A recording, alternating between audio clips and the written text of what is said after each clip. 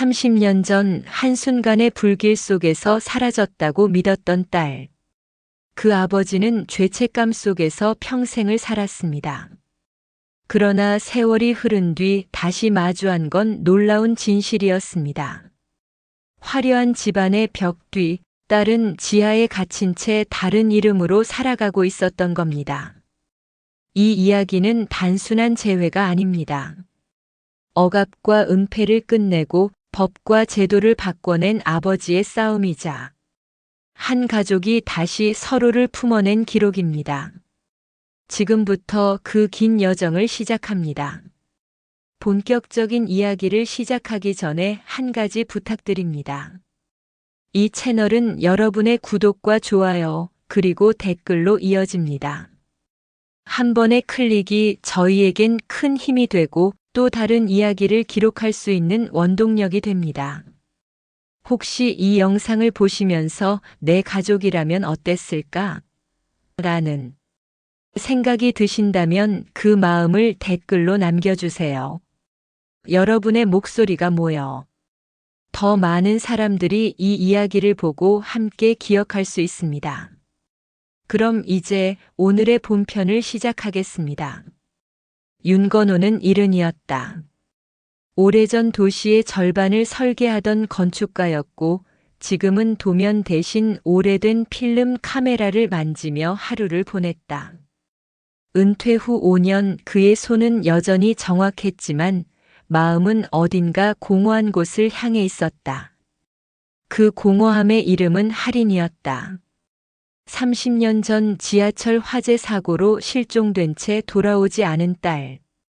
오후 3시 검은 세단이 고급 주택가의 완만한 경사를 천천히 올라갔다. 기사는 말이 없었고 건호는 창밖으로 스쳐 지나가는 담장들을 바라보았다. 높은 담장 너머로는 잘 다듬어진 정원들이 보였고 그 완벽함이 오히려 차갑게 느껴졌다. 그가 내릴 집은 의료재단을 운영하는 배교민 이사장의 저택이었다. 전화를 걸어온 건 배 이사장의 딸 배서아였다. 재단 홍보실장이자 도시 갤러리의 큐레이터로 활동하는 그녀는 정중한 목소리로 제안을 해왔다. 선생님의 은퇴 전 마지막 프로젝트로 추모 정원을 맡아주실 수 있을까요? 아버지께서 선생님의 작품을 오래전부터 존경해 오셨다고 하시더라고요. 말은 공손했지만 건호는 그 목소리 뒤에 숨겨진 계산기의 소리를 들을 수 있었다. 정원과 명단, 명분과 기부, 그리고 보이지 않는 거래들. 저택의 현관문을 지나자 대리석 바닥에 햇살이 반사되어 금빛 무늬를 만들어냈다. 복도는 병원처럼 깨끗했고 소독약 냄새 대신 은은한 향수 냄새가 떠돌았다. 응접실은 지나치게 조용했다. 벽에는 병원 준공 사진들과 각종 표창장들이 줄지어 걸려 있었고 그 사이사이에 가족 사진들이 보였다. 건호는 그 사진들을 훑어보며 배교민의 가족사를 읽어내려 했다. 차를 가져다 준 사람은 스태프라기엔 어색했고 가정부라기엔 표정이 너무 투명했다. 검은 앞치마를 두른 여성이 조심스럽게 찻잔을 내려놓았다. 감사합니다. 건호가 컵을 받는 순간 그녀의 눈동자가 잠깐 떨렸다. 그 떨림은 어딘가에서 본 익숙한 선이었다. 30년 전 지하철 화재의 그 아침에 사라진 딸 할인의 사진에서 늘 보이던 그 미세하고도 애처로운 흔들림이었다. 이세림입니다. 그녀가 작은 목소리로 자신을 소개했다. 건호는 고개를 끄덕였지만 가슴 한편에서는 무언가가 꿈틀거리기 시작했다. 할인이 27이었다면 지금쯤 이런 모습일까? 그런 생각이 스쳐 지나갔지만 건호는 이성으로 그 생각을 밀어냈다. 배서아가 환하게 웃으며 사업 제안을 풀어놓기 시작했다. 추모 정원은 시민에게 열려야 해요. 기부자 명패는 은은하게 하지만 존재감 있게 배치하고 프로그램 운영은 저희 재단에서 전담하겠습니다. 선생님께는 설계에만 집중해 주시면 됩니다. 그녀의 말은 매끄러웠고 논리적이었다. 하지만 건호는 그 완벽함 속에서 무언가 어긋난 음표를 감지했다. 문득 부엌 쪽에서 낮은 언성이 들려왔다. 계약서 7조에 사인하라고 몇 번을 말해야 하는 거야? 배서아의 목소리였지만 아까와는 전혀 다른 날카로움이 배어 있었다. 이어서 더 작은 목소리가 들렸다. 죄송합니다. 이해가 안 되는 부분이 있어서. 이세림의 목소리였다. 이해할 필요 없어. 사인만 하면 돼. 건호는 찻잔을 내려놓았다. 집이라는 프레임은 온화했지만 안쪽 조명은 너무 밝아서 오히려 그림자가 더 진하게 드리워져 있었다. 그 그림자 속에서 무언가가 꿈틀거리고 있다는 직감이 들었다. 30년간 건축가로 살아오면서 기른 공간에 대한 감각이 이 집의 어딘가에 숨겨진 비밀을 경고하고 있었다. 배서아가 다시 미소를 지으며 돌아왔을 때 건호는 그녀의 눈에서 아까와는 다른 차가움을 읽을 수 있었다. 그리고 그 순간 부엌에서 나오는 이세림의 뒷모습을 보며 건호의 가슴은 다시 한번 요동쳤다. 그 걸음걸이, 그 어깨의 라인, 심지어 머리카락이 목덜미에 닿는 방식까지. 모든 것이 할인을 떠올리게 했다. 건호가 화장실을 찾는다는 핑계로 복도를 돌았을 때 한쪽 구석의 유리문 뒤에서 장면 하나가 그의 시야에 잡혔다. 배서아가 서류 뭉치를 들이밀고 이세림이 두 손을 모은 채 조심스럽게 서 있었다. 건호는 발걸음을 멈추고 그들의 대화를 엿들었다. 외부 연락은 앞으로 재단 폰으로만 하셔야 해요. 숙식을 제공해 드리는 조건이니까요. 배서아의 목소리는 여전히 정중했지만 그 속에 거부할 수 없는 강요가 숨어 있었다. 그런데 가끔 동생에게만은 통화해도 될까요? 아파서 혼자. 이세림의 목소리는 간청하듯 작았다. 세림 씨. 배서아가 한 걸음 더 다가서며 말을 끊었다. 우리가 이렇게 잘 챙겨드리니까 일할 수 있는 거 아닌가요? 기억하시죠? 병원에서 퇴원할 때 보호자도 없으셨잖아요. 갈 곳도 마땅치 않았고. 말끝은 여전히 매끄러웠지만 이세림에게 선택지가 사라지고 있다는 것을 분명히 알려주는 톤이었다. 강압은 주먹질보다 조용했지만 더 끈질기고 교묘했다. 건호의 손끝이 미세하게 떨렸다. 사진 속 할인에 흔들리던 눈매와 지금 이세림의 눈에서 보이는 무력함이 겹쳐졌다. 그 닮은 결이 그의 마음을 한쪽으로 기울게 만들었다. 이세림은 고개를 끄덕이며 서류에 사인을 했지만 그 손은 떨리고 있었다. 잘하셨어요. 우리 재단 가족이 되신 걸 환영해요. 배서아가 밝게 웃으며 서류를 정리했다. 하지만 그 미소 속에는 만족감보다는 통제에 대한 안도감이 더 짙게 배어 있었다. 건호는 조용히 발걸음을 돌려 응접실로 돌아갔다. 잠시 후 배교민 이사장이 2층에서 계단을 내려왔다. 회색 정장을 단정하게 차려입은 그는 건호를 보자 환한 미소를 지었다. 아, 선생님. 오래전부터 선생님의 설계도를 잘 봐왔습니다. 특히 시민공원 프로젝트는 정말 인상 깊었어요. 배 이사장의 악수는 견고했다. 이번 추모 정원은 우리 재단의 신뢰를 상징하는 공간이 될 겁니다. 건호는 온화한 미소로 응답했다. 하지만 그 미소 뒤에서는 다른 생각들이 빠르게 스쳐 지나갔다. 신뢰라는 건 자연스럽게 쌓이는 기록으로 만들어지는 거지, 서약서나 계약서로 강요해서 만드는 게 아니다. 물론 세부 사항들은 서아가 잘 설명해 드릴 텐데, 선생님께서 원하시는 대로 자유롭게 설계해 주시면 됩니다. 예산은 충분히 확보해 두었으니까요. 배 이사장의 말은 관대해 보였지만 건호는 그 자유라는 단어에 숨겨진 경계를 감지했다.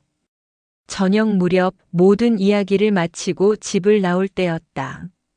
현관에서 신발을 신고 있는데 건호는 문틈으로 이세림과 눈을 마주쳤다. 그녀는 복도 끝에서 걸레를 손에 든 채 서 있었다. 건호는 입술을 소리 없이 움직여 물었다. 괜찮습니까? 이세림의 답은 더 조용했지만 명확했다. 괜찮아지는 중이에요. 그 말투는 누군가에게 배운 문장 같았다. 반복해서 연습한 듯한 완벽하게 학습된 포즈였다. 건호는 차에 오르면서 그 포즈를 믿지 않기로 마음먹었다. 그리고 무엇보다 이세림의 눈에서 본 그 흔들림을 잊을 수 없을 것 같았다. 그것은 30년 전 할인의 마지막 모습과 너무나 닮아 있었다. 다음 날 새벽 6시 건호는 오래된 카메라 가방을 메고 지하철 첫 차를 탔다. 도시가 막 깨어나는 길목에서 그는 오랜 친구 문상욱에게 전화를 걸었다. 상욱은 예전 언론사 사회부장이었고 지금은 독립탐사 저널리즘 플랫폼을 운영하고 있었다.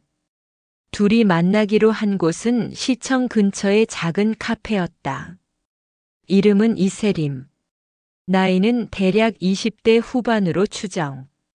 의료재단에서 숙식을 제공받으며 일하고 있고 외부 연락이 통제되고 있어. 건호는 어젯밤 정리해둔 메모를 상욱에게 건넸다. 의료 기록에 공백이 많다고 했는데 뭔가 인위적인 느낌이야. 문상욱은 노트를 펼치며 건호의 말을 받아 적었다. 요즘 이런 케이스가 늘고 있어. 성인 후견제, 임시보호 시설 전환. 복잡한 절차를 거치면서 개인의 자율성이 사라지는 거지. 재단들이 돌봄과 관리를 의도적으로 헷갈리게 만들어. 그 사이에서 사람은 점점 투명해지고 말아. 건호는 가방에서 오래된 사진 몇 장을 조심스럽게 꺼냈다. 할인의 마지막 생일 사진이었다. 촛불을 끄려는 순간의 앳된 옆얼굴, 그리고 사진 구석에는 약간 흔들리는 조명이 포착되어 있었다. 이 아이와 이세림이 닮았어요. 아니, 그보다는 같은 종류의 겁먹은 순간이 보여요. 눈빛이나 어깨를 움츠리는 방식, 심지어 말끝을 흐리는 습관까지. 건호의 목소리에는 확신과 동시에 두려움이 섞여 있었다. 확증 편향일 수도 있어, 건호야. 상욱이 조심스럽게 말했다. 잃어버린 가족을 찾고 싶어하는 마음이 비슷한 외모의 다른 사람을 딸로 착각하게 만들 수 있어. 특히 트라우마가 있는 상황에서는 더욱 그렇고. 알고 있어. 그래서 감정이 아닌 기록으로 확인하려는 거야. 건호는 사진을 다시 정리하며 말했다. 할인이 실종될 당시의 상황, 구조 작업, 그 이후의 수색 기록. 모든 걸 다시 살펴볼 거야. 그날 저녁 두 사람은 재단 근처를 답사했다. 카페의 CCTV 각도, 저택 앞 골목의 가로등 고장 시간, 직원들의 출퇴근 차량 패턴까지 세세하게 기록했다. 건호에게는 설계도를 그릴 때와 같은 정밀함이었고 상욱에게는 탐사 기사를 쓸 때의 치밀함이었다. 재단에서 운영하는 갤러리에서 다음 주에 전시 오픈이 있어. 상욱이 스마트폰을 보며 말했다. 대중에게 공개되는 행사니까 자연스럽게 들어갈 수 있을 거야. 건호는 고개를 끄덕였다. 배서아가 큐레이터라고 했지. 전시 기획에 참여한다는 명목으로 초대장을 신청해보자. 그들이 관찰한 재단 저택은 표면적으로는 문화와 예술을 후원하는 아름다운 공간이었다. 하지만 그 이면에는 보이지 않는 통제의 시스템이 작동하고 있다는 것을 둘 다 직감할 수 있었다. 건호는 건축가의 눈으로 겉과 속의 간극을 단순한 길이가 아닌 구조적 모순으로 파악하고 있었다. 내일부터 본격적으로 파보자. 상욱이 노트를 덮으며 말했다. 하지만 건호야, 혹시라도 그 여자가 정말 할인이라고 해도 30년의 시간이 그 아이를 어떻게 변화시켰을지는 아무도 몰라. 준비는 해둬야 해. 건호는 창밖으로 재단 저택의 불빛을 바라보며 천천히 고개를 끄덕였다. 그 불빛 속 어딘가에서 이세림이 또 다른 하루를 버티고 있을 것이라는 생각에 가슴이 저려왔다. 토요일 오후 장 보따리들이 분주히 오가는 전통시장. 건호는 군중 속에서 이세림을 발견했다. 어제까지 입고 있던 검은 앞치마 대신 회색 스웨터를 입고 값싼 옥수수차를 한 손에 들고 혼자 걸어가고 있었다. 재단에서 나온 것은 처음 보는 광경이었다. 건호는 조심스럽게 다가갔다. 세림 씨.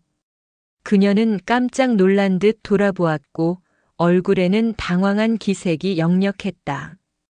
차 한 잔 더 제가 살게요. 건호가 자연스럽게 제안했다. 이세림은 잠시 망설이더니 작은 테이블에 마주 앉았다. 시장 사람들의 웅성거림이 배경음처럼 흘러나왔고 그 소음 덕분에 둘의 대화는 더욱 은밀해질 수 있었다. 세림 씨, 건축할 때 배운 게 있어요. 도시가 너무 밝으면 오히려 그림자가 흩어진다는 걸요. 건호는 뜬금없는 말을 던졌다. 너무 직접적인 질문은 그녀를 위축시킬 것 같았다. 빛이 강할수록 사람들은 어둠을 더 두려워하게 되죠. 이세림은 옥수수차 잔을 두 손으로 감싸며 그의 말을 곱씹는 듯 했다. 그리고 천천히 입을 열었다. 기억이 잘 안 나요. 어릴 때 불빛이 아주 많던 곳에서 길을 잃었어요. 사람들이 소리 지르고 연기가 많이 났던 것 같아요. 그때 누군가가 제 손을 잡아주었고 그 다음은 병원이었어요. 건호의 손이 미세하게 떨렸다. 지하철 화재, 연기, 소리 지르는 사람들. 모든 것이 30년 전 그날과 일치했다. 부모님은 어떻게 되셨나요? 그가 조심스럽게 물었다. 몰라요. 병원에서 가르쳐준 성과 이름이 제 전부예요. 이세림이라는 이름도 27이라는 나이도 모두 누군가가 정해준 거예요. 그녀의 목소리에는 체념이 섞여 있었다. 기억나는 건 그 불빛뿐이에요. 그리고 누군가가 제 이름을 부르던 다른 목소리. 거짓으로 꾸미기에는 너무 비정교하고 솔직한 서사였다. 건호는 심장이 빠르게 뛰는 것을 느꼈다. 동시에 이성을 붙잡으려 했다. 유사성은 증거가 아니다. 확신하기에는 아직 이르다. 그때 이세림이 주머니에서 구겨진 쪽지를 조심스럽게 꺼냈다. 저 혹시 이거 선생님이 뭔지 아세요? 쪽지에는 펜으로 쓴 숫자 4개와 빛바랜 역 이름이 적혀 있었다. 4-17 중앙로. 건호의 세상이 순간 멈췄다. 4월 17일. 지하철 화재가 발생한 바로 그날이었고 중앙로역은 그가 할인과 만나기로 약속했던 장소였다. 할인이 미술학원을 마치고 오기로 했던 그 역. 누가 이걸 주었나요? 건호의 목소리가 떨렸다. 재단에서 봉사활동 나온 분이요. 나이 지긋한 간호사님이셨는데 조용히 제 손에 쥐어주시더라고요. 혹시 찾고 있는 게 있다면 여길 가보라고 하셨어요. 끈이 잡혔다. 재단 내부에 다른 의도로 움직이는 사람이 있다는 뜻이었다. 상욱이 했던 말이 떠올랐다. 돌봄과 관리 사이에서 사라지는 사람들, 그리고 그 시스템을 의심하는 내부자들. 건호는 쪽지를 가만히 들여다본 후 조심스럽게 접어 그녀에게 돌려주었다. 세림 씨, 혹시 재단에서 뭐든 강요하거나 위협하는 일이 생기면 제 번호로 전화하세요. 그는 명함을 건네며 말했다. 하지만 무엇보다 안전이 먼저입니다.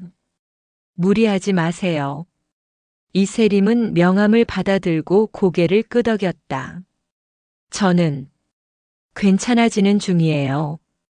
그 문장이 다시 돌아왔다. 이번에는 더 아팠다. 왜냐하면 그 말 속에서 건호는 포기와 체념, 그리고 동시에 희망을 붙잡으려는 간절함을 함께 읽을 수 있었기 때문이다. 시장을 나오며 건호는 돌아보았다. 이세림은 여전히 그 자리에 앉아 옥수수차를 마시고 있었다. 그 모습이 30년 전 할인의 마지막 모습과 겹쳐지면서 그의 가슴에는 확신과 두려움이 동시에 밀려왔다. 가을비가 잠깐 그치고 저녁 하늘이 붉게 물들었다. 백요민 이사장의 저택에서는 재단 갈라 디너 준비가 한창이었다. 초대받은 사람들이 하나둘 도착하고 있었고 건호도 초대장을 들고 홀 안으로 들어갔다. 1층 홀은 화려했고 지하층에는 갤러리와 아카이브가, 2층에는 게스트룸이 마련되어 있었다. 배서하는 무대에서 유려한 멘트를 이어가고 있었다. 추모정원은 단순한 조형물이 아닙니다. 도시의 기억을 치유하고 상처받은 마음들이 다시 꽃 피울 수 있는 공간이 될 것입니다. 그녀의 목소리는 감동적이었고 청중들은 박수를 쳤다. 건호는 와인잔을 들고 천천히 벽면을 살펴보았다. 벽에는 재단 연보가 전시되어 있었다. 각 해별로 주요 프로젝트들이 정리되어 있었는데 그중 하나가 그의 시선을 사로잡았다. 4월 17일 중앙노역 대규모 화재 피해자 정신건강 지원 프로젝트. 그 옆에는 성인 후견 전환 명단이 있었다. 이세림과 비슷한 시기, 비슷한 조건으로 보호 전환된 사람들의 이니셜이 나열되어 있었다. K, H, L, S, P, Y. 수십 명의 이름들이 줄지어 있었다. 명단 하단에는 배서아의 서명과 함께 홍보 문구가 적혀 있었다. 우리는 그들의 미래를 대신 책임집니다. 건호는 문상욱에게 조용히 메시지를 보냈다.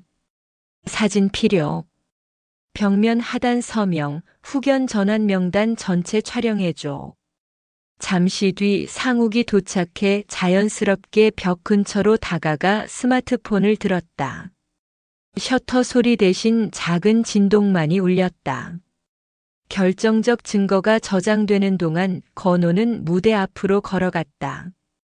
배 실장님, 추모정원에 대해 한 가지 제안이 있습니다. 건호가 배서아에게 다가서며 말했다. 배서아는 환한 미소로 고개를 끄덕였다. 말씀하세요, 선생님. 기억이라는 건 표지석이나 비석으로 새기는 게 아니라 길이 필요한 것 같습니다. 사람들이 어디에서 사라졌고 어디로 돌아와야 하는지를 보여주는 길 말이에요. 건호의 목소리는 차분했지만 단단했다. 저는 정원이 아니라 지도를 설계하겠습니다. 사람들이 잃어버린 곳을 찾아서 다시 집으로 돌아올 수 있도록 하는 지도를요. 배서아의 미소가 0.5초 늦게 흔들렸다. 멋진 철학이네요. 다만 저희가 생각하는 콘셉트와는 약간. 그때 건호의 휴대폰이 진동했다. 이세림에게서 온 메시지였다. 지금 병원 앞에 있어요. 갑자기 누가 저를 다른 곳으로 옮긴다고 해요. 사무실 사람들이 제 폰을 빼앗으려 해요. 도와주세요. 건호는 와인잔을 급히 테이블에 내려놓았다. 실장님 죄송합니다. 긴급한 일이 생겨서 잠시만. 그는 고개를 숙이고 홀을 빠져나왔다. 문상욱이 뒤를 따랐다. 밖으로 나오니 비가 다시 흩뿌리기 시작했다. 주차장으로 달려가며 건호는 방금 전 자신이 한 선언을 떠올렸다. 정원이 아니라 지도. 지도는 길을 보여주고 길은 사람을 구한다. 이론이 아니라 실천해야 할 때가 온 것이다. 세단 문을 열며 내비게이션을 켰다. 중앙로역 근처 종합병원. 4월 17일에 그 장소들이 다시 현실로 돌아오고 있었다. 상욱 기록과 증거 수집은 내가 맡아. 나는 세리미를 데리러 간다. 건호 형, 이건 오래 걸릴 전쟁이 될 거야. 재단이라는 시스템 전체와 맞서는 일이라고. 그럼 길부터 뚫어보자. 한 사람씩 하나씩. 엔진 소리가 밤을 가르며 올라갔다. 도시의 불빛들이 빗방울 묻은 유리창 위로 미끄러져 지나갔다. 건호는 핸들 위에 손을 단단히 올리고 엑셀을 밟았다. 30년 전 놓쳐버린 손을 다시 잡기 위해 그는 정원사가 아니라 지도 제작자가 되기로 했다. 길 잃은 사람들이 집으로 돌아올 수 있는 길을 그리는 사람으로. 그리고 이 밤 그 지도의 첫 번째 좌표가 찍혔다. 1989년 봄 윤건호의 삶은 산산조각이 났다. 그날은 평범한 화요일 오후였다. 도시를 관통하는 지하철 2호선에서 원인 불명의 화재가 발생했고 순식간에 번진 불길과 독성 연기로 수십 명이 목숨을 잃었다. 그 참혹한 사고 현장에서 6살 딸 할인도 실종되었다. 당시 건호는 35살 막 궤도에 오르기 시작한 건축 설계사무소의 대표였다. 젊은 패기와 야심으로 가득했던 그에게 가족은 무엇보다 소중한 원동력이었다. 할인은 그의 유일한 딸이었고 아내 수연과 함께 이룬 작은 가정의 보물이었다. 사고 당일 할인은 미술학원에서 수업을 마치고 중앙로역에서 건호를 기다리고 있었다. 평소처럼 아빠와 함께 집에 돌아가기로 한 약속이었다. 하지만 건호가 급한 클라이언트 미팅으로 늦어지는 사이 지하철역에서는 돌이킬 수 없는 참사가 벌어졌다. 며칠 후 구조대원이 건호에게 알려준 것은 단 한마디였다. 죄송합니다. 아이의 흔적은 찾을 수 없었습니다. 시신도 유품도 그 어떤 단서도 발견되지 않았다. 연락받을 수 있는 생존자 명단에도 할인의 이름은 없었다. 유골마저 발견되지 않았다. 주변 사람들은 불길이 워낙 강해서 모든 것이 재로 변했을 것이라고 추측했다. 하지만 건호는 그 말을 믿지 않았다. 아버지의 본능이 그에게 속삭였다. 할인이 어딘가 살아있을지도 모른다고. 그 후 몇 달 동안 건호는 매일 아침 중앙로역 주변을 돌았다. 병원마다 찾아가 혹시 신원불명의 아이가 있는지 확인했고 실종아동 전단지를 수백 장씩 붙이고 다녔다. 수연은 남편의 집착 어린 수색을 지켜보며 점점 무너져갔다. 슬픔이 절망으로 절망이 병으로 번졌다. 결국 사고 1년 후 수연은 극도의 우울증과 불면증으로 세상을 떠났다. 할인을 잃은 슬픔과 남편이 현실을 받아들이지 못하는 모습을 견디다가 마지막 힘마저 잃어버린 것이었다. 건호는 그제야 정신을 차렸지만 이미 늦었다. 딸과 아내를 모두 잃은 그에게 남은 것은 끝없는 자책뿐이었다. 내가 제 시간에 갔더라면, 미팅을 미뤘더라면, 할인이를 혼자 보내지 않았더라면, 그 후 30년이 넘는 시간 동안 건호는 죄책감이라는 무거운 짐을 지고 살았다. 성공한 건축가가 되었고 사회적으로는 인정받는 인물이 되었지만 그의 마음 한구석에는 언제나 그날의 아픔이 자리하고 있었다. 매년 4월 17일이 되면 그는 중앙로역에 가서 할인을 기다렸다. 돌아오지 않을 딸을 용서하지 않을 자신을 위해서. 그런 그에게 이세림이 나타났다. 할인과 너무나 닮은 그 여인이. 그리고 그녀의 손에 쥐어진 쪽지 한 장이 30년 동안 굳게 닫혀있던 과거의 문을 다시 열어젖혔다. 다시 현재. 건호는 서재에서 이세림이 보여준 그 쪽지를 다시 떠올렸다. 4-17 중앙로. 펜으로 서둘러 쓴 듯한 그 글자들을 그는 밤새도록 곱씹었다. 할인이 사라진 날짜와 장소가 정확히 일치하는 그 암호 같은 메모. 단순한 우연일까 아니면 누군가가 의도적으로 남긴 단서일까? 다음 날 이른 아침 건호는 오랜 친구 문상욱 기자에게 전화를 걸었다. 상우가 30년 전 중앙로역 화재 사건 기록을 다시 봐야겠어. 공식 문서 말고 당시 현장에서 작성된 원본 자료 있을까? 그 오래된 걸 시청 기록 보관소에나 있을 텐데. 상욱의 목소리에 의아함이 섞였다. 무슨 일이야, 건호야? 설명하기 복잡해. 일단 만나자. 오후 2시 두 사람은 시청 지하에 있는 기록 보관소 앞에 서 있었다. 곰팡이 냄새와 오래된 종이 냄새가 뒤섞인 지하실에는 수십 년치 공문서들이 차곡차곡 쌓여 있었다. 1989년 파일 상자를 찾는 데만 1시간이 걸렸다. 여기 있다. 건호는 먼지투성이인 상자에서 중앙로역 화재 사건 관련 문서라고 적힌 두꺼운 파일을 꺼냈다. 황변된 종이 더미를 조심스럽게 넘기자 각종 보고서들이 연대순으로 정리되어 있었다. 소방서 최초 신고 접수, 구조대 출동 보고서, 병원 이송 현황, 사망자 명단, 실종자 신고.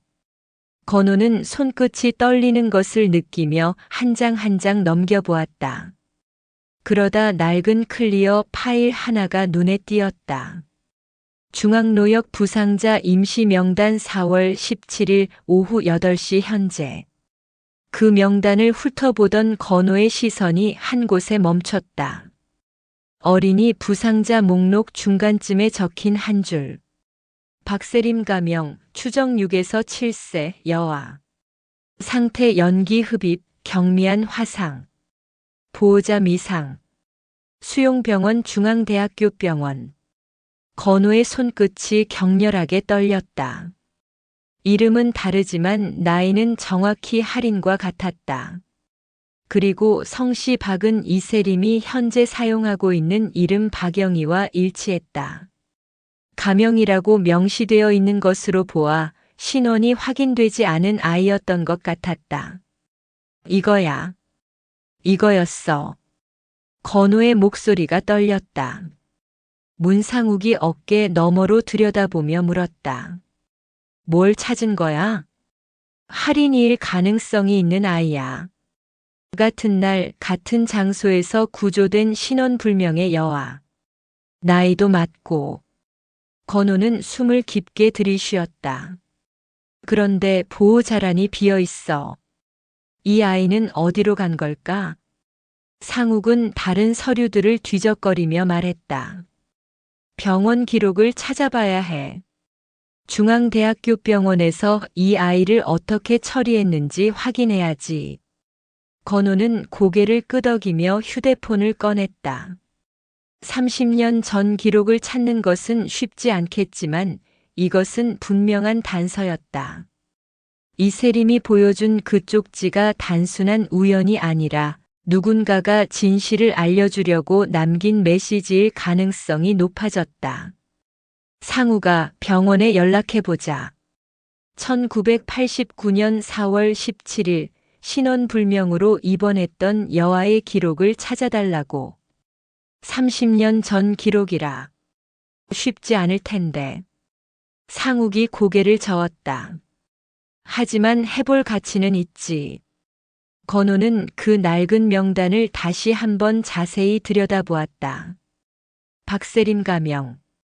그 글자들이 마치 할인이 자신에게 보내는 신호처럼 느껴졌다. 30년 동안 찾아 헤맨 딸의 흔적을 이제야 발견한 것일지도 모른다는 희망이 가슴 속에서 조용히 타오르기 시작했다.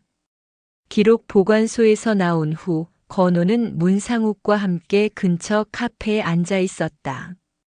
손에는 아직도 그 낡은 명단 복사본이 들려 있었고 마음은 급했다. 지금 바로 세림이를 데려오면 안 되나요? 건호가 상욱에게 간절히 물었다. 30년 만에 찾은 단서였다. 하루라도 빨리 확인하고 싶었다. 형, 그건 납치죄로 역전될 수 있어요.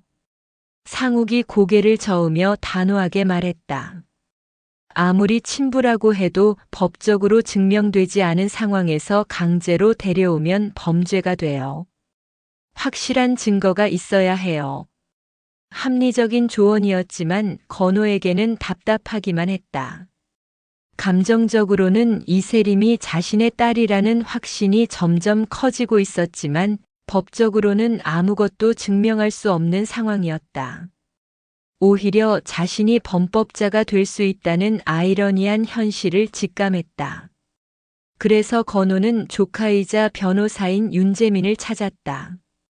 재민은 서울 중구에서 법무법인을 운영하는 실력 있는 변호사였고 건호가 가장 신뢰하는 가족이기도 했다. 삼촌, 상황을 정리해 보니까 DNA 검사가 필요해요.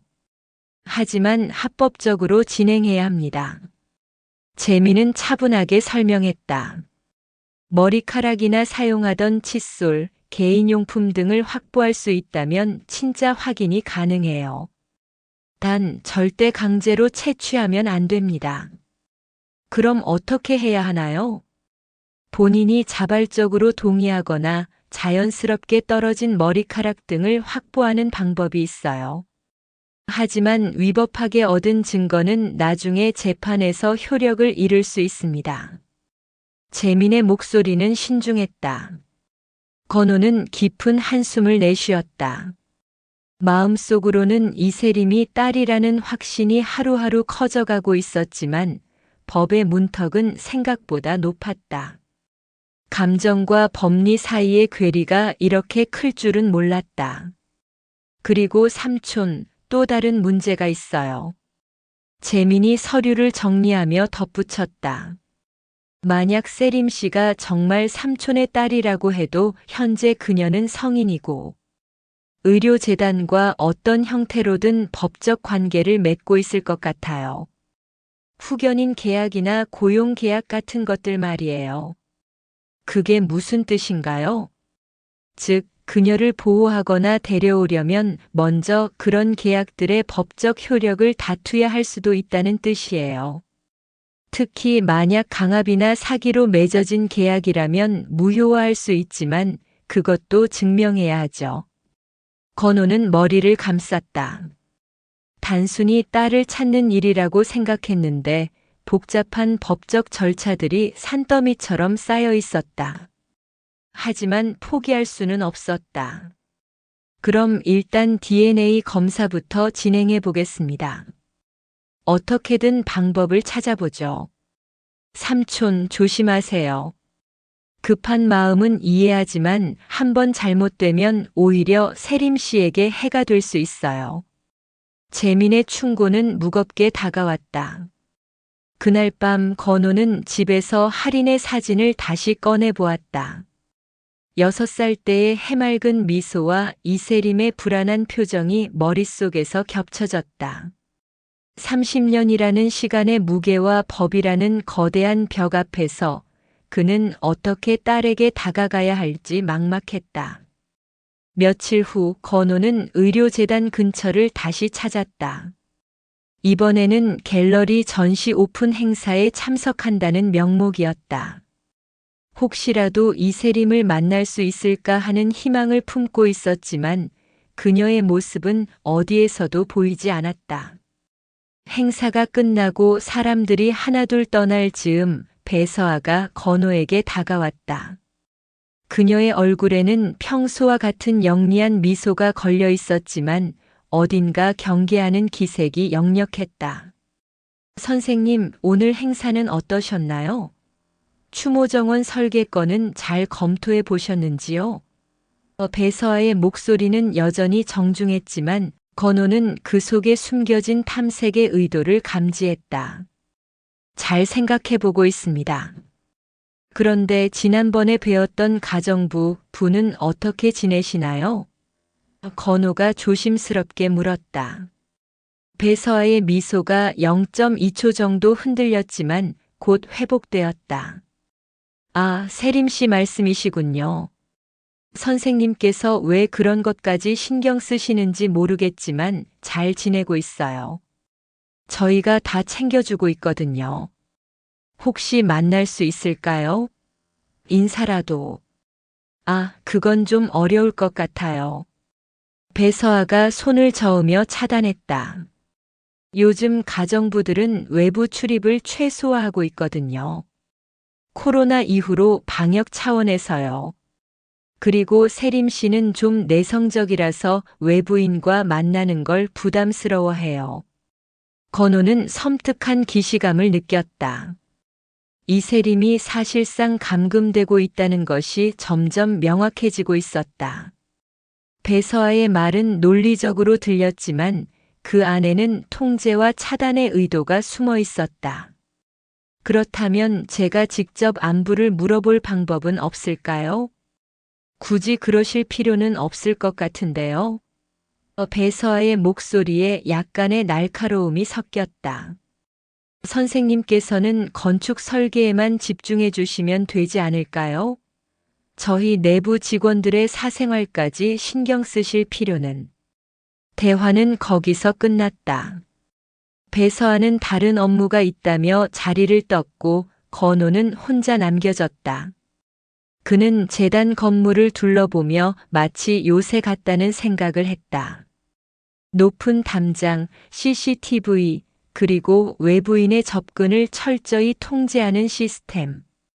그날 밤 늦은 시간 건호는 재단 저택 근처 골목을 천천히 걸었다.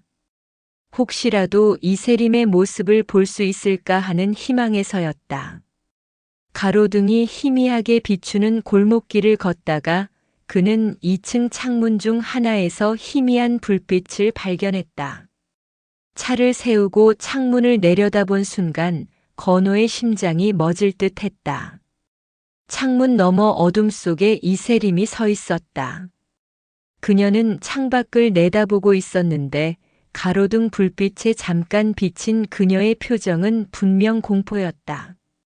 무언가를 간절히 찾고 있는 듯한 그러면서도 절망적인 눈빛이었다. 건호는 차에서 내려 작게 손을 흔들었다.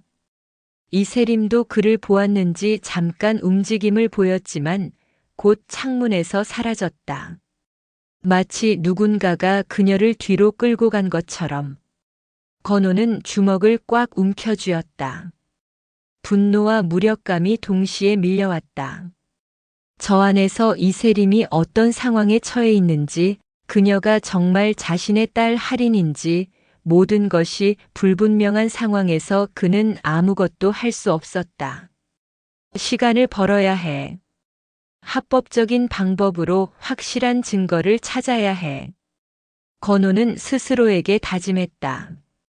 하지만 그 시간 동안 이세림이 안전할지는 아무도 보장할 수 없었다. 집으로 돌아가는 길 건호는 윤재민에게 전화를 걸었다. 재민아, 상황이 급해지고 있어. 더 적극적인 방법을 찾아야겠다. 며칠 후 윤재민이 건호의 집을 찾았다. 서류 가방을 든 그의 표정은 평소보다 진지했다. 거실에 앉은 두 사람은 차를 마시며 대화를 시작했다. 삼촌, 제가 며칠 동안 여러 방법을 생각해 봤어요. 현재 상황으로는 직접적인 접근이 어렵다는 게 결론이에요. 재민이 서류를 펼치며 말했다. 하지만 우회적인 방법이 있을 수 있어요. 어떤 방법인가요? 저희 가족이 지방으로 여행을 떠나는 척 하겠습니다. 일주일 정도 서울을 비우는 거죠. 그 사이 삼촌께서 좀 더 자유롭게 움직이실 수 있을 거예요. 재민의 목소리에는 결의가 담겨 있었다. 건우는 놀라 눈을 크게 떴다. 그런 식으로 도와주면 너한테 피해가 갈 수 있어. 변호사 경력에도 문제가 될 수 있고. 삼촌. 재민이 건우의 말을 끊으며 진지하게 말했다. 제가 법학을 공부한 이유가 뭔지 아세요? 정의를 실현하기 위해서예요. 법이 약자를 보호하지 못하고 오히려 가해자의 방패막이가 된다면 그건 올바른 법이 아니에요. 건우는 조카의 말에 감동받았다. 동시에 걱정도 되었다. 하지만 내 미래가. 삼촌, 이제라도 이 고리를 끊어야 하잖아요.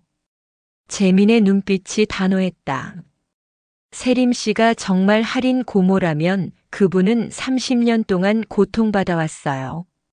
더 이상 미룰 수는 없어요. 재민은 구체적인 계획을 설명했다. 저는 법적으로 삼촌의 방패막이가 되겠어요. 만약 문제가 생기면 저희 법무법인에서 전면적으로 대응하겠습니다. 그리고 친자 확인을 위한 DNA 검사도 저희가 신뢰할 수 있는 기관을 통해 진행하겠어요. 정말 괜찮겠어요? 걱정 마세요. 제가 검토해 본 결과 우리가 계획하고 있는 일들은 모두 합법적인 범위 안에 있어요. 단지 좀 더 적극적으로 접근하는 거죠. 그날 밤 재민이 떠난 후 건우는 서재에서 오래된 카메라를 꺼냈다. 그 안에는 아직도 현상하지 않은 필름이 들어 있었다. 할인의 마지막 생일날 찍었던 사진들이 담긴 필름이었다. 30년 동안 차마 현상하지 못했던 추억들. 건우는 카메라를 가슴에 안고 중얼거렸다. 할인아, 이번에는 절대 놓치지 않을 거야. 아빠가 늦었지만 이제라도 너를 데려올게. 창밖에서는 가을 비가 쏟아지고 있었다. 빗소리가 마치 시계 바늘 소리처럼 들렸다. 30년이라는 긴 시간을 되돌릴 수는 없지만 남은 시간만큼은 딸과 함께 보내고 싶었다. 그의 마음에는 오랜만에 희망이라는 불빛이 켜졌다. 혼자가 아니었다.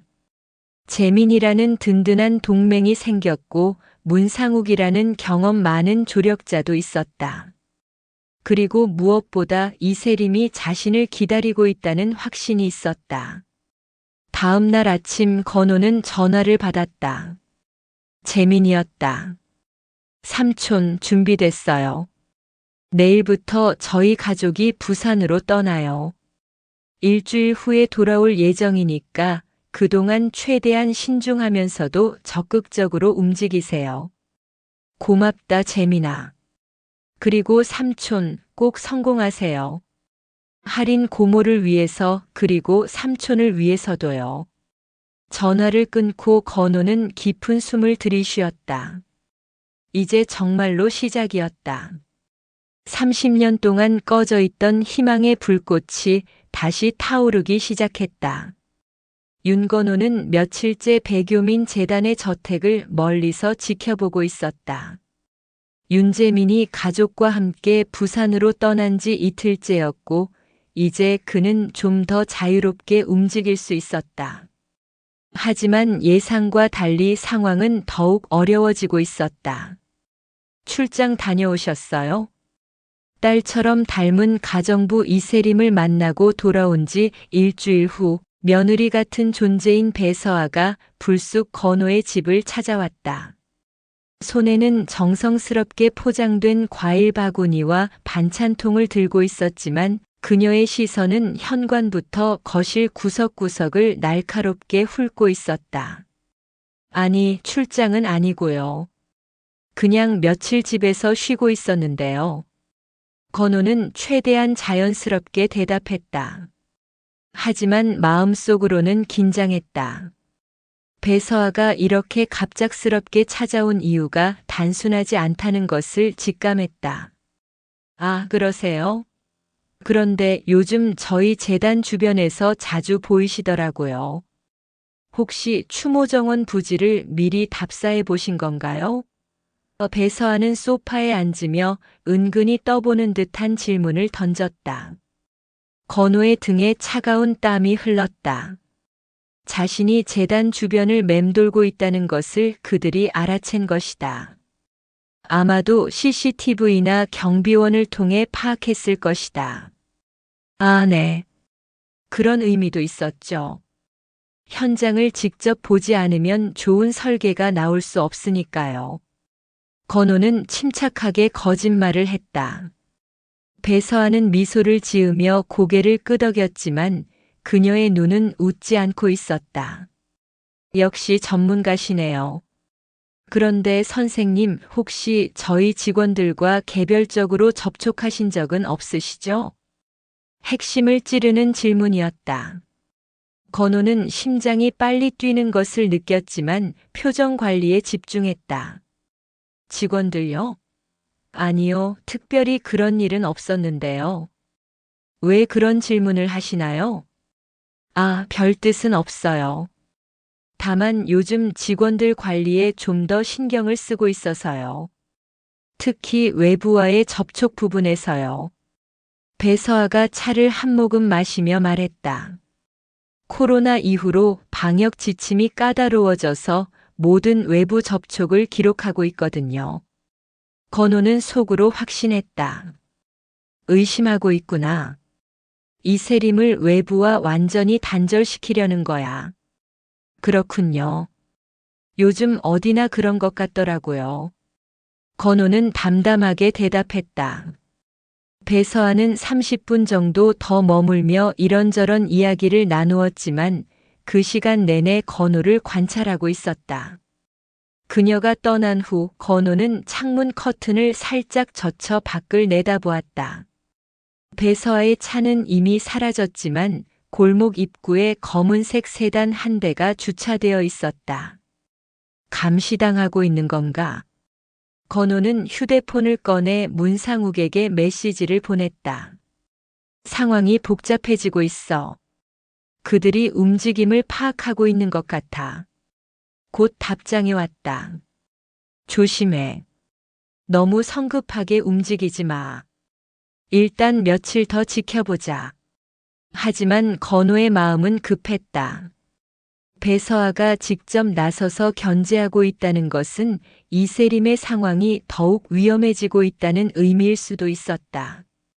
그날 밤 그는 잠들지 못하고 할인의 사진을 다시 꺼내 보았다. 할인아, 아빠가 너를 찾고 있다는 걸 알고 있니? 조금만 기다려.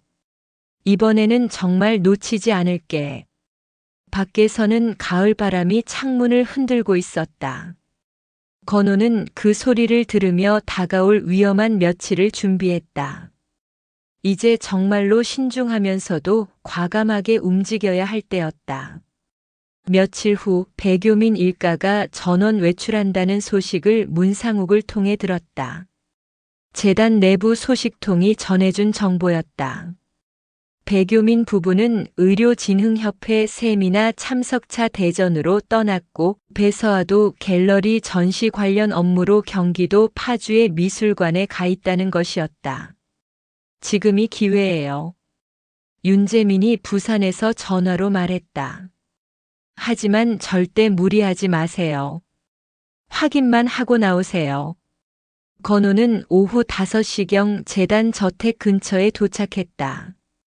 평소보다 조용했고 주차장에는 배교민의 벤츠와 배서아의 BMW가 모두 없었다. 경비원도 보이지 않았다. 하지만 여전히 신중해야 했다. 그는 정문으로 가서 초인종을 눌러보았다. 1번, 2번, 3번. 아무도 응답하지 않았다. 세림아? 목소리를 낮춰 불렀지만 대답은 없었다. 합법과 위험 사이에서 갈등하던 건우는 결국 담장 쪽으로 걸어갔다. 높이는 2미터 정도였고 담장 위에는 날카로운 철조망 대신 장식용 철제 울타리만 있었다. 이른의 몸으로는 버거웠지만 30년 동안 기다려온 순간 앞에서 망설일 수 없었다. 발끝에 힘을 주고 담장을 넘은 건우는 정원으로 떨어졌다. 무릎이 아팠지만 참았다. 저택의 뒷마당은 잘 가꾸어진 정원이었지만 어딘가 을씨년스러운 분위기가 감돌았다. 건우는 1층 창문들을 하나씩 확인해 보았다. 모두 잠겨 있었다. 하지만 주방 쪽 작은 창문 하나가 살짝 열려 있었다. 환기를 위해서인 듯 했다. 그는 그 작은 틈으로 몸을 밀어 넣었다. 예순의 몸은 더욱 버거웠지만 간신히 들어갈 수 있었다. 집 안으로 들어서자 곰팡이 냄새와 소독약 냄새가 뒤섞여 코를 찔렀다. 거실은 겉으로 보기에는 정갈했지만 이상하게 생활의 온기가 전혀 느껴지지 않았다. 마치 사람이 살지 않는 전시용 집 같았다. 세림아, 나야. 무서워하지 마. 건우는 작은 목소리로 불렀다. 하지만 응답은 없었다. 그는 1층을 샅샅이 둘러보았다. 거실, 주방, 서재, 응접실. 어디에도 이세림의 흔적은 보이지 않았다. 심지어 가정부가 사용할 만한 작은 방조차 찾을 수 없었다. 2층으로 올라가는 계단을 오르며 건우는 불안함이 커지는 것을 느꼈다. 2층에도 여러 개의 방이 있었지만 모두 잠겨 있거나 비어 있었다. 그중 하나는 배서아의 개인 공간으로 보이는 방이었는데 책상 위에는 여러 서류들이 정리되어 있었다. 건우는 서류들을 대충 훑어보았다. 성인 후견 계약서, 의료진단서, 시설 이용 계약서 등의 제목들이 보였다. 그리고 그중 하나의 서류에서 이세림이라는 이름을 발견했다. 하지만 자세히 볼 시간은 없었다. 다시 1층으로 내려온 건우는 이상한 점을 발견했다. 작은 방 바닥 모서리에 미묘한 틈새가 있었다. 마치 다락방 입구 같은 형태였지만 위가 아니라 아래로 향하고 있었다. 건우는 조심스럽게 그 덮개를 젖혔다. 그러자 아래로 내려가는 좁은 나무 계단이 드러났다. 지하실이었다. 습기와 곰팡이 냄새, 그리고 오래된 먼지가 뒤엉킨 공기가 올라왔다. 누구세요? 어둠 속에서 떨리는 목소리가 울렸다. 여성의 목소리였다. 건우의 심장이 터질 듯 뛰었다. 세림아, 나야.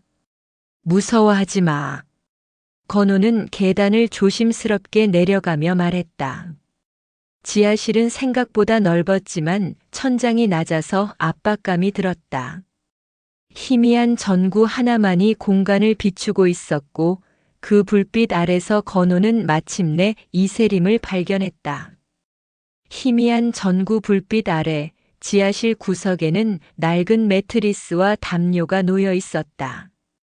그리고 그 위에 웅크린 채 떨고 있는 이세림이 있었다. 그녀는 평상복 대신 낡은 잠옷 같은 옷을 입고 있었고 머리는 며칠간 감지 못한 듯 헝클어져 있었다. 세림아. 건우가 조심스럽게 다가갔다.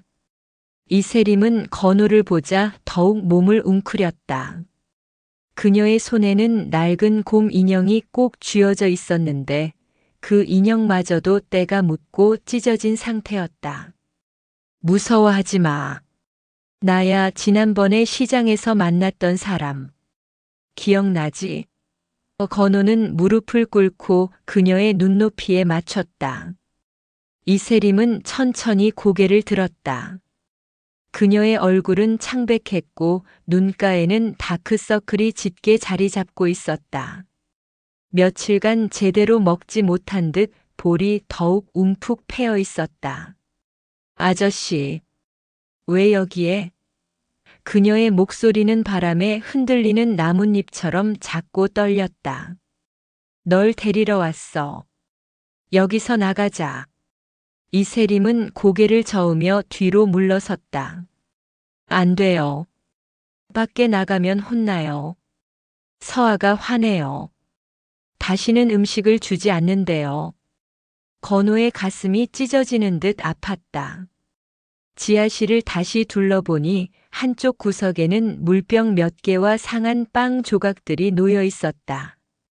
화장실 시설은 보이지 않았고 대신 구석에 양동이 하나가 있었다. 이곳은 사람이 살 곳이 아니었다. 세림아, 이제 아무도 널 혼내지 않아. 다시는 그런 일이 없을 거야. 건호는 눈물이 핑 돌았지만 목소리를 차분하게 유지했다. 하지만 저는 나쁜 아이예요. 서아가 말했어요.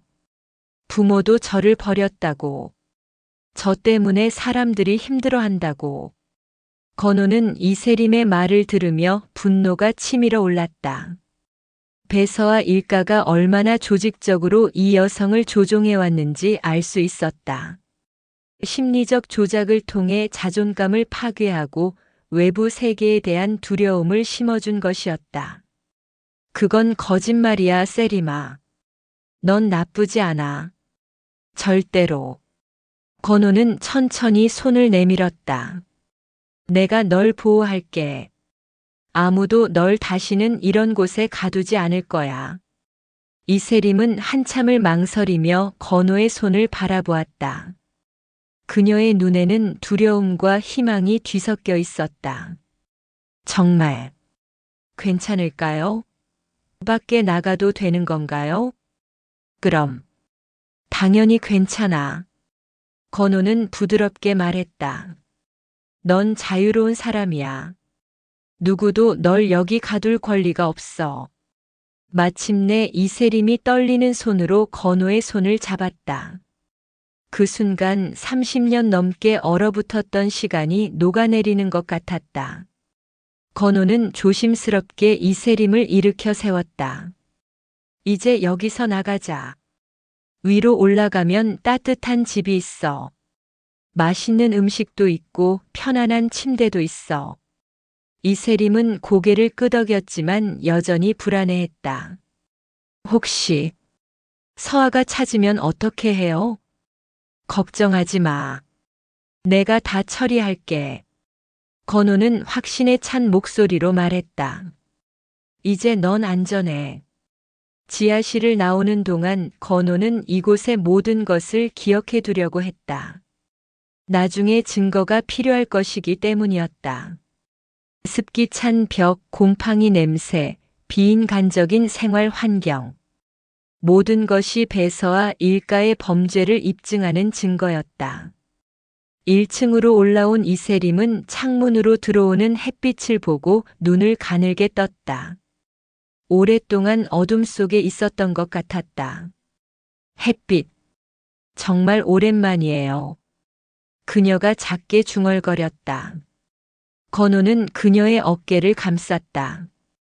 이제 매일 햇빛을 볼 수 있어. 약속할게. 집 밖으로 나온 이세림은 마치 다른 세계에 온 것처럼 눈을 크게 뜨고 주변을 둘러보았다. 가을 오후의 따스한 햇살과 바람, 나뭇잎이 바스락거리는 소리까지 모든 것이 낯설어 보였다. 정말 나가도 되는 건가요? 이세림이 현관문 앞에서 주저하며 물었다. 건호는 그녀의 손을 다시 한번 잡았다. 물론이야. 넌 자유로운 사람이야. 하지만 이세림의 두려움은 쉽게 사라지지 않았다. 차에 타서도 계속해서 뒤를 돌아보며 불안해했다. 서아가 오면 어떻게 해요? 저를 다시 데려갈까봐 무서워요. 그녀의 목소리에는 깊은 공포가 배어 있었다. 세림아, 나를 봐. 건호가 신호등에서 차를 세우고 그녀를 바라보았다. 이제 아무도 너를 그런 곳에 가둘 수 없어. 내가 지켜줄게. 하지만 저는 아무것도 할 줄 모르는데요. 돈도 없고 갈 곳도 없어요. 건우는 이세림의 말에서 30년간 심어진 무력감과 의존성을 느꼈다. 배서와 일가가 얼마나 교묘하게 그녀의 자존감과 독립성을 파괴했는지 알 수 있었다. 세림아, 그런 말 하지 마. 너는 충분히 가치 있는 사람이야. 건우의 목소리는 단호했다. 그리고 이제 혼자가 아니야. 내가 있어.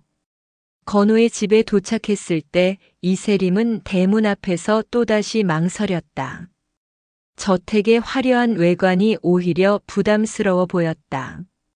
여기, 정말 제가 들어가도 되는 곳인가요? 당연하지. 이제 이곳이 내 집이야. 건우는 현관문을 열어주었다. 집 안으로 들어온 이세림은 거실의 풍경에 압도당한 듯 했다. 넓은 공간, 고급스러운 가구들, 벽에 걸린 그림들. 그녀는 어쩔 줄 모르며 입구에 서 있었다. 앉아. 편하게 해. 건우가 소파를 가리켰지만 이세림은 바닥에 쪼그려 앉으려 했다. 아니야, 소파에 앉아. 건우가 그녀를 일으켜 소파에 앉혔다. 여기서는 누구도 너를 바닥에 앉게 하지 않아. 이세림은 소파 끝자락에 조심스럽게 앉으며 손을 무릎 위에 모았다. 30년간 몸에 밴 습관이었다. 배고프지? 뭐 먹고 싶은 거 있어? 건우가 물었다. 저는 괜찮아요. 많이 먹으면 안 된다고 했어요. 누가 그런 말을 했어? 서아가. 돈이 많이 든다고. 이세림의 목소리가 점점 작아졌다. 건우는 주방으로 가서 따뜻한 미역국과 밥을 챙겨왔다. 그릇을 식탁에 놓자 이세림의 눈이 커졌다. 정말 제가 먹어도 되는 거죠? 그럼 많이 먹어. 건우는 숟가락을 그녀에게 건넸다. 이세림은 첫 한 숟가락을 조심스럽게 떠먹었다. 그리고 눈을 크게 뜨며 말했다. 맛있어요. 정말 맛있어요. 그 순간 건우의 가슴이 뭉클해졌다. 따뜻한 음식 한 그릇에 이렇게 감사해야 하는 사람을 보니 그녀가 얼마나 힘든 시간을 보냈는지 짐작할 수 있었다. 천천히 먹어. 시간 많아. 건우는 옆에 앉으며 말했다. 식사를 마친 후 건우는 2층 게스트룸을 보여주었다. 깨끗한 침대와 개인 욕실이 있는 방이었다. 여기가 내 방이야. 마음대로 써. 이세림은 침대를 보고 망설였다. 바닥에서 자도 돼요. 침대는 너무. 안 돼. 건우가 단호하게 말했다. 넌 침대에서 자야 해. 그게 당연한 거야. 그날 밤 이세림이 방에 들어간 후 건우는 거실에서 윤재민에게 전화를 걸었다. 재민아, 세림이를 데려왔어. 정말요? 무사해? 응. 하지만 상태가 생각보다 심각해. 완전히 길들여져 있어. 삼촌, 이제부터가 진짜 시작이에요. 그분의 심리적 회복이 우선이고 법적 절차도 준비해야 하고요. 건우는 고개를 끄덕였다. 이세림을 구해내긴 했지만 이제 진짜 어려운 일들이 시작될 것이었다. 다음 날 아침 건우는 일찍 일어나 아침 식사를 준비했다. 이세림이 언제 일어날지 모르지만 언제든 따뜻한 음식을 먹을 수 있게 하고 싶었다. 오전 9시쯤 조심스러운 발소리가 계단에서 들렸다. 잘 잤어? 건우가 부엌에서 나오며 물었다. 이세림은 여전히 긴장한 모습이었다. 네. 감사합니다. 그런데 제가 정말 여기 있어도 되는 건가요? 당연하지. 아침 먹자. 식탁에 앉은 이세림은 여전히 조심스러워했지만 어젯밤보다는 조금 편안해 보였다. 건호는 기회를 놓치지 않고 윤재민에게 전화를 걸었다. 재민아, 지금 올 수 있어? 1시간 후 윤재민이 도착했다. 그는 검은 서류 가방을 들고 있었고 표정이 진지했다. 세림 씨, 안녕하세요. 저는 윤재민이라고 합니다. 변호사예요. 재민이 정중하게 인사했다. 이세림은 변호사라는 말에 움찔했다. 제가 뭔가 잘못한 건가요? 아니에요. 전혀요. 재민이 부드럽게 말했다. 오히려 세림 씨를 도와드리려고 왔어요. 그런데 먼저 확인해야 할 것이 있어서요. 재민은 서류 가방에서 DNA 검사 키트를 꺼냈다. 세림 씨, 혹시 부모님에 대해 궁금하지 않으세요? 이세림의 눈이 흔들렸다. 부모님이요? 저를 버리신 분들인데. 그게 사실이 아닐 수도 있어요. 건호가 조심스럽게 말했다. 혹시 내 진짜 부모가 너를 계속 찾고 있었다면? 이세림은 고개를 저었다. 그럴 리 없어요. 서아가 말했어요. 저는 원하지 않는 아이였다고. 세림아. 건호가 그녀의 손을 잡았다. 내가 너를 30년 동안 찾아왔어. 단 하루도 포기한 적이 없어. 이세림은 건호를 바라보며 눈을 크게 떴다. 무슨 뜻이에요? 나는 내 아빠일 수도 있어. 30년 전에 잃어버린 딸을 찾고 있었거든. 잠시 정적이 흘렀다. 이세림은 건호를 바라보며 무언가를 생각하는 듯 했다. 그럼 그 DNA 검사라는 걸 하면 알 수 있는 건가요? 맞아요. 재민이 고개를 끄덕였다. 100% 정확하게 알 수 있어요. 이세림은 한참을 망설이다가 천천히 고개를 끄덕였다. 해보고 싶어요. 정말로. 저를 찾아주신 분이 계신다면. DNA 검사 과정은 간단했다. 면봉으로 볼 안쪽을 살짝 문지르는 것뿐이었다. 재민은 샘플을 조심스럽게 보관하며 말했다. 결과는 이틀 후에 나와요. 제가 신뢰할 수 있는 기관에 의뢰할게요. 그 이틀은 건호에게 가장 길고도 짧은 시간이었다. 이세림과 함께 보내는 시간들은 소중했지만 결과에 대한 불안감도 컸다. 이세림은 점점 집에 적응해 가고 있었다. 처음에는 바닥에 앉으려 했던 그녀가 이제는 소파에 자연스럽게 앉았고 음식도 정말 먹어도 되냐고 묻지 않게 되었다. 이틀 후 저녁 재민에게서 전화가 왔다. 삼촌, 결과가 나왔어요. 건호의 심장이 빨리 뛰기 시작했다. 어떻게 나왔어? 99.99% 친자 일치예요. 세림 씨는 정말 할인 고모입니다. 전화를 끊고 건호는 거실에 앉아있던 이세림을 바라보았다. 그녀는 책을 읽고 있었는데 건호의 시선을 느끼고 고개를 들었다. 아저씨. 아니, 혹시. 그녀의 목소리가 떨렸다. 건호는 그녀 옆에 앉으며 천천히 말했다. 할인아. 아빠가 늦었어.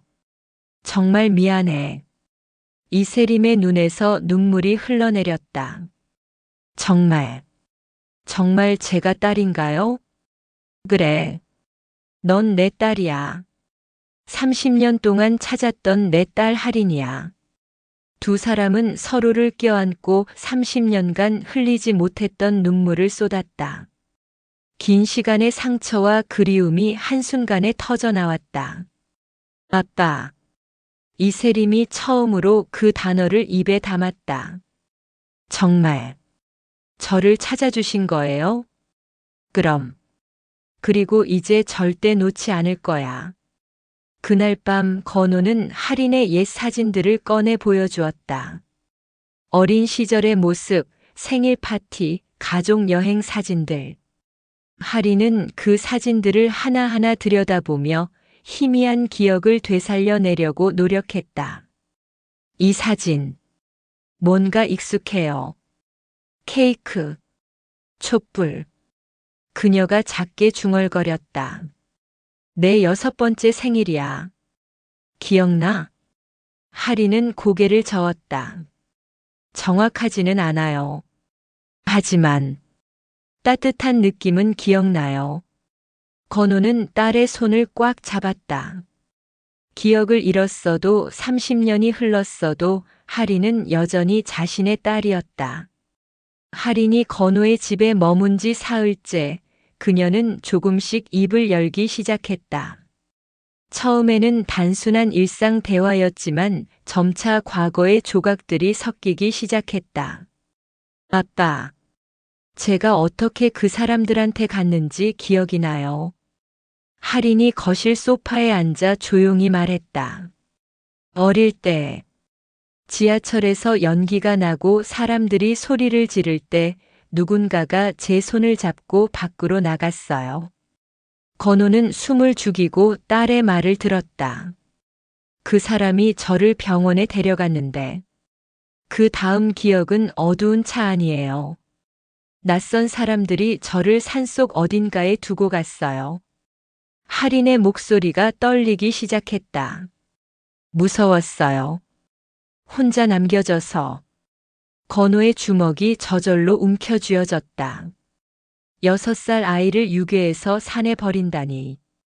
다행히 그곳에서 할머니, 할아버지를 만났어요.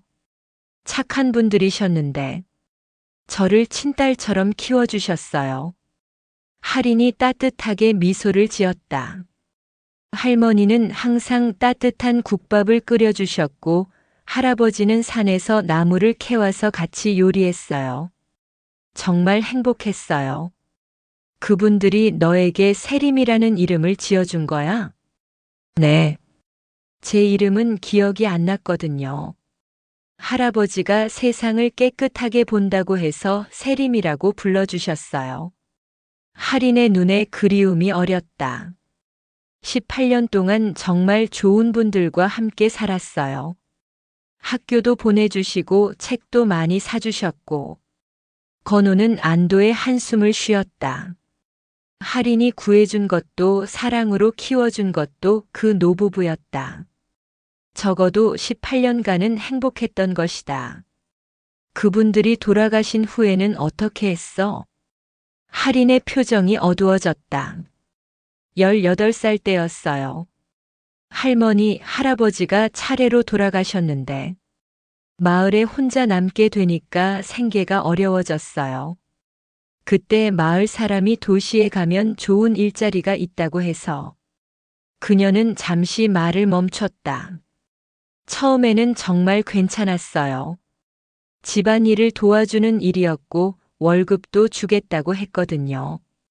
하지만 점점 할인이 몸을 웅크렸다. 월급은 나중에 준다고 계속 미루고 외출도 금지하고 점점 더 심하게 부려먹기 시작했어요. 건우의 주먹이 저절로 움켜쥐어졌다. 12년 동안 하루도 쉬지 못하고 일만 했어요.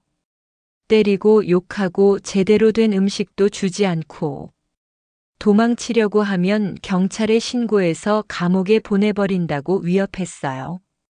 지하실에는 언제부터 있었어? 6개월 전부터요. 제가 한 번 진짜로 도망치려고 했거든요. 그때부터 아예 감금했어요.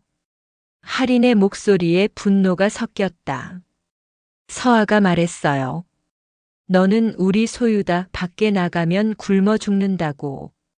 건우는 이를 악물었다. 18년간 행복했던 것이 다행이지만 그 후 12년간의 강제 노동과 마지막 6개월의 감금은 명백한 범죄였다. 현재 30살인 할인이 겪은 고통의 세월이었다. 할인아, 이제 그런 일은 절대 없을 거야. 건호가 딸의 어깨를 감쌌다. 아빠가 모든 걸 해결할게. 그날 밤 할인이 잠든 후 건호는 윤재민에게 전화했다. 재민아, 할인이의 증언을 정리해보니 강제노동, 임금 착취, 감금, 폭행이 명확해. 12년간의 피해 규모가 상당할 거야. 알겠어요, 삼촌. 내일 바로 검찰에 고발장을 제출하겠어요. 할인 고모의 증언만으로도 충분한 증거가 될 거예요.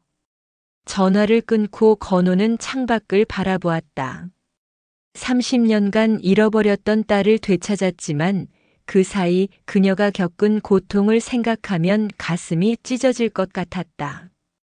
하지만 이제 복수할 때가 왔다. 법의 이름으로 정의를 실현할 때가.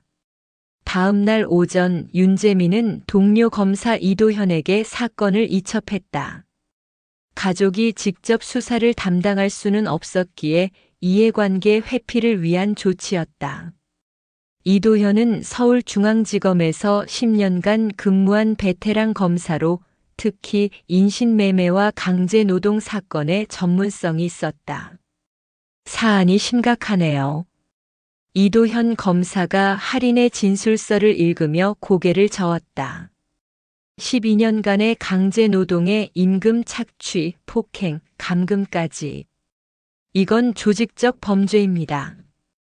압수수색 영장 발부가 가능할까요? 재민이 물었다. 당연히 가능하죠. 피해자의 직접 증언이 있고 DNA 검사로 신원도 확인됐으니까요. 내일 아침에 바로 진행하겠습니다. 그날 오후 건호는 할인과 함께 병원을 찾았다. 12년간 제대로 된 의료 서비스를 받지 못했던 할인의 건강 상태를 확인하기 위해서였다.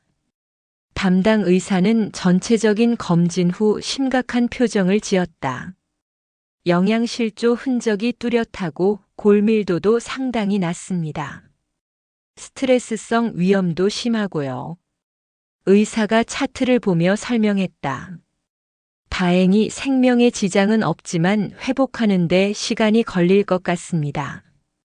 심리적 치료도 필요하겠죠? 건호가 물었다. 네. PTSD 증상도 보이고 있어서 정신과 상담을 병행하시는 게 좋겠습니다. 병원에서 나온 후 할인은 조용히 말했다. 아빠, 제가 너무 많이 망가진 건 아닐까요? 그런 말 하지 마. 건호가 단호하게 말했다. 넌 살아남았어. 그것만으로도 충분히 강한 거야. 이틀 후 압수수색이 시작되었다. 배교민 재단 저택에는 검찰 수사관들과 경찰이 몰려들었다. 지하실에서 발견된 은폐 공간은 모든 것을 증명했다. 썩은 음식 냄새가 진동하는 좁은 공간, 바닥에 새겨진 손톱 자국들, 벽에 남은 절망의 글귀들. 도와주세요. 집에 가고 싶어요. 같은 글자들이 여기저기 새겨져 있었다. 이건 명백한 감금 시설입니다. 수사관이 현장을 촬영하며 말했다. 배서아의 개인 컴퓨터에서도 결정적 증거가 나왔다. 외부 컨설턴트 강민호와 주고받은 메시지들이 그대로 남아 있었다. 배서아 세림이 문제 해결해야 해. 너무 말이 많아졌어. 강민호 지하로 옮기는 게 어때? 완전히 통제 가능하잖아. 배서아 좋은 생각이야. 그런데 혹시 누가 찾으면? 강민호 12년간 아무도 안 찾았는데 뭘. 걱정 말어. 전자기기 분석에서는 더 충격적인 내용들이 드러났다. 할인을 이용한 기업 정보 탈취 계획, 다른 피해자들의 존재, 그리고 조직적으로 운영된 강제 노동의 실체가 모두 기록되어 있었다. 이건 단순한 개인 범죄가 아니에요. 이도현 검사가 수사 결과를 브리핑하며 말했다. 조직적으로 운영된 현대판 노예제입니다. 할인 씨 외에도 최소 5명 이상의 피해자가 더 있을 것으로 추정됩니다.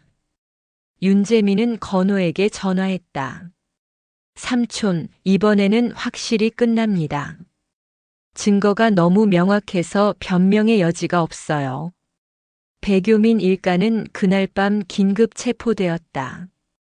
배서하는 체포 과정에서도 우리가 그 아이를 먹여 살려준 건데 뭐가 잘못이냐고 항변했지만 수사관들은 묵묵히 수갑을 채웠다. 이제 정말 끝났어요, 삼촌. 재민이 체포 소식을 전하며 말했다. 할인 고모는 이제 완전히 자유예요. 6개월 후 서울중앙지법 대법정. 법정에 서 있는 배서와 배교민 부부 강민호의 얼굴은 차갑게 굳어 있었다. 검찰은 감금, 폭행, 사기, 강제노동 미수를 일괄 기소했다.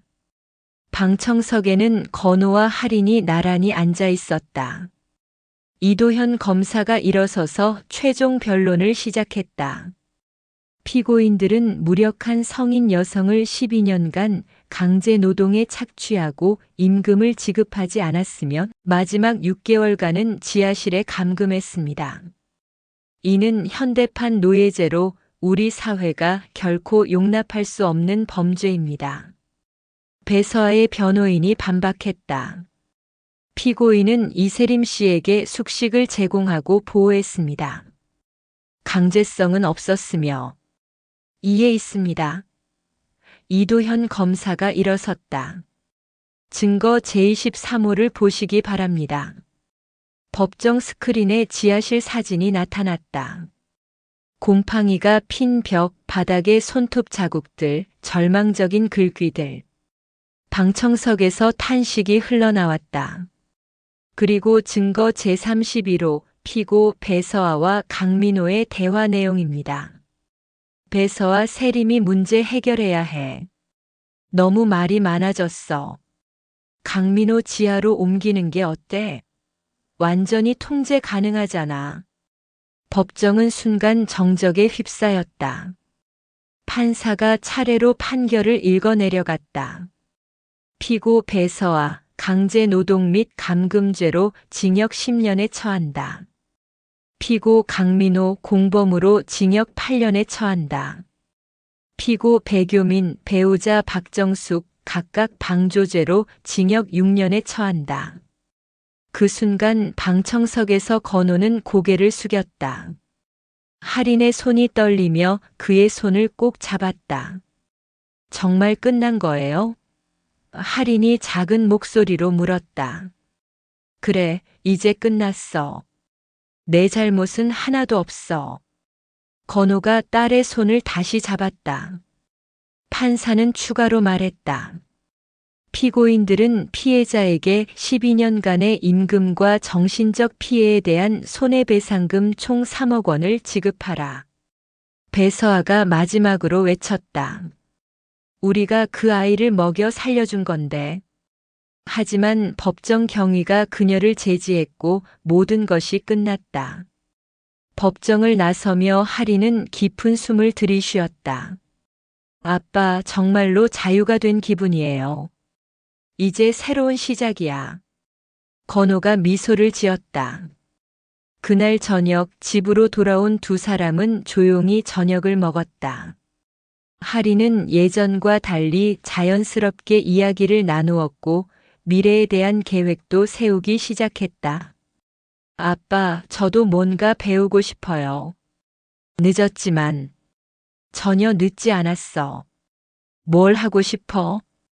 글을 써보고 싶어요. 제 이야기를, 그리고 저 같은 사람들을 위한 이야기를. 건호는 딸의 말에 뭉클했다.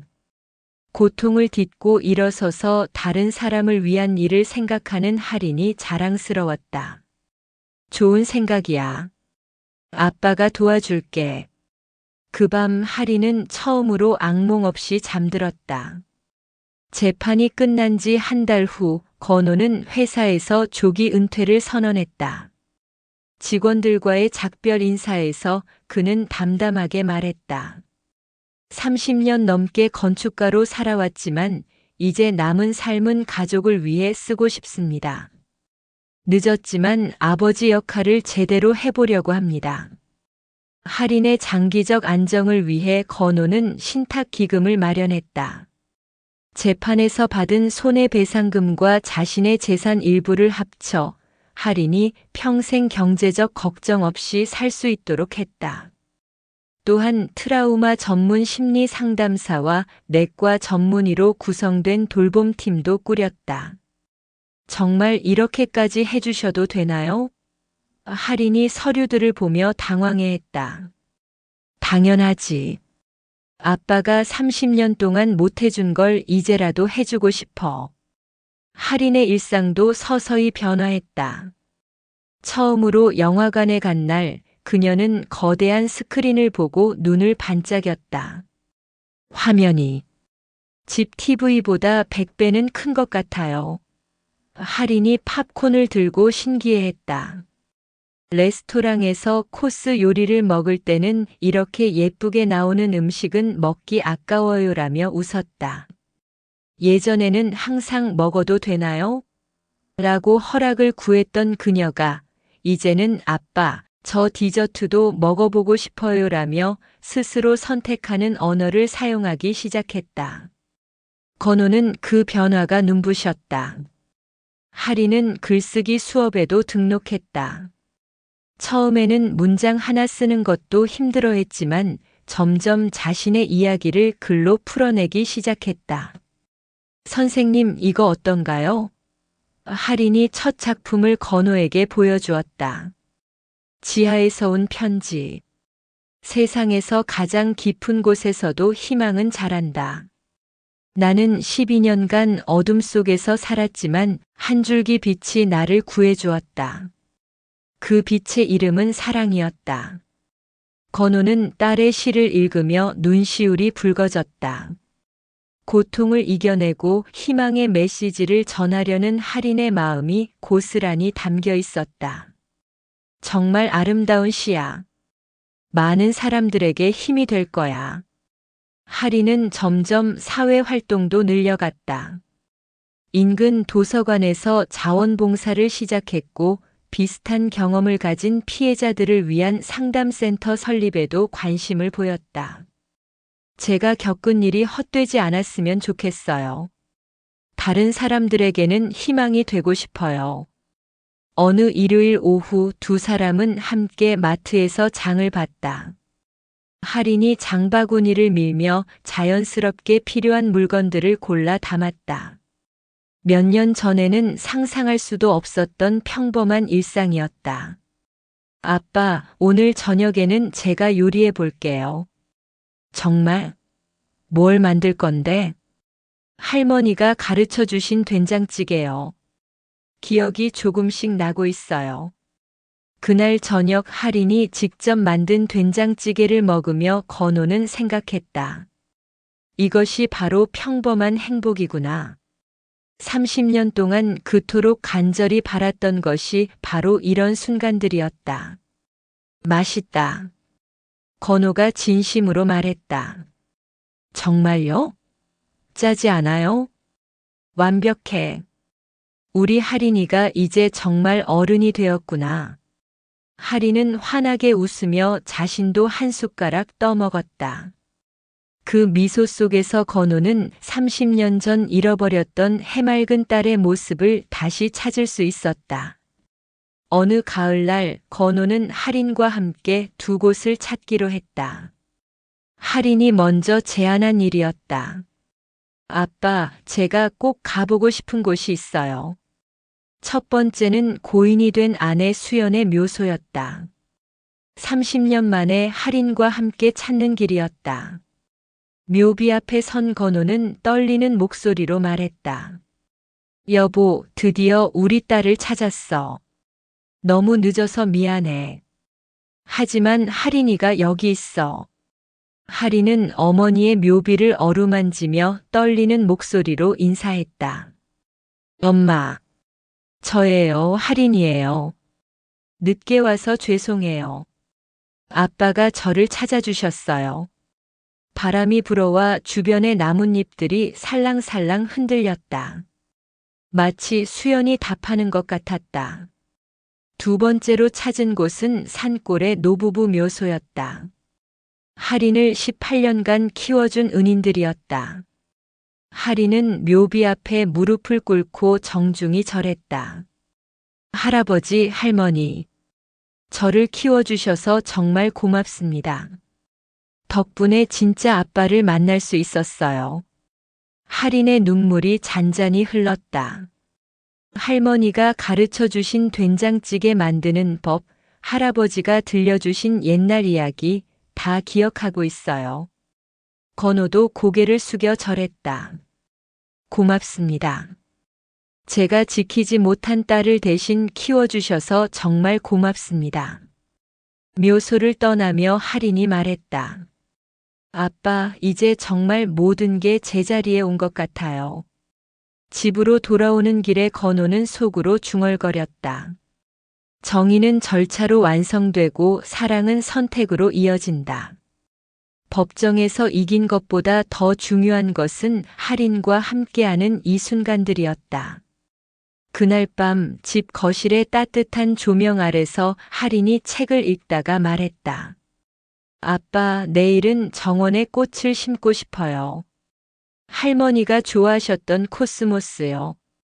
건호는 미소를 지었다. 좋지. 내가 원하는 대로 하자. 그리고 아빠. 응. 정말 고마워요. 저를 포기하지 않고 찾아주셔서. 나야말로 고마워. 다시 돌아와줘서. 창밖으로는 첫눈이 내리기 시작했다.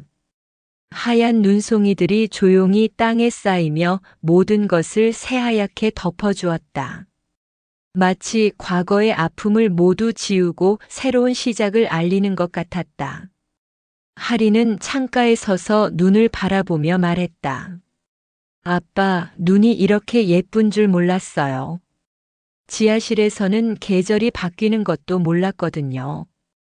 이제는 사계절을 다 느낄 수 있어. 봄의 꽃, 여름의 햇살, 가을의 단풍, 겨울의 눈. 모든 걸 함께 보자. 그 순간 할인의 얼굴에 스며든 평온함을 보며 건호는 확신했다. 30년 만에 허락이 아닌 선택으로, 두려움이 아닌 사랑으로 이어지는 진정한 일상이 시작되고 있었다. 할인은 아버지의 손을 잡으며 말했다. 아빠, 이제 정말 집에 온 것 같아요. 건호는 딸의 손을 꽉 잡았다. 응, 이제 진짜 집이야. 눈은 계속 내렸고 두 사람은 창가에 서서 조용히 그 아름다운 광경을 바라보았다. 30년간의 긴 여행이 끝나고 새로운 이야기가 시작되는 순간이었다. 30년 만에 다시 손을 맞잡은 아버지와 딸. 그들의 싸움은 한 가정을 구하는 데서 끝나지 않았습니다. 법정에서 판결이 내려지고 제도가 바뀌며 앞으로 누군가의 내일이 더 안전해지게 된 것입니다. 여러분, 우리가 방금 지켜본 건 단순한 소설이 아닙니다. 사랑과 용기, 그리고 포기하지 않는 마음이 세상을 어떻게 바꿀 수 있는지 보여주는 증거입니다. 이제 여러분께 여쭙고 싶습니다. 만약 사랑하는 가족이 위험 속에 있다면 여러분은 어디까지 움직이실 수 있나요? 그 답을 댓글로 남겨주시면 저희뿐 아니라 많은 사람들에게 큰 울림이 될 겁니다. 영상이 마음에 남으셨다면 구독과 좋아요 꼭 부탁드립니다. 여러분의 작은 참여가 이 이야기를 더 멀리, 더 오래 퍼뜨립니다. 그리고 잊지 마세요. 사랑은 끝까지 포기하지 않을 때 기적처럼 돌아옵니다. 다음 이야기에서 다시 뵙겠습니다.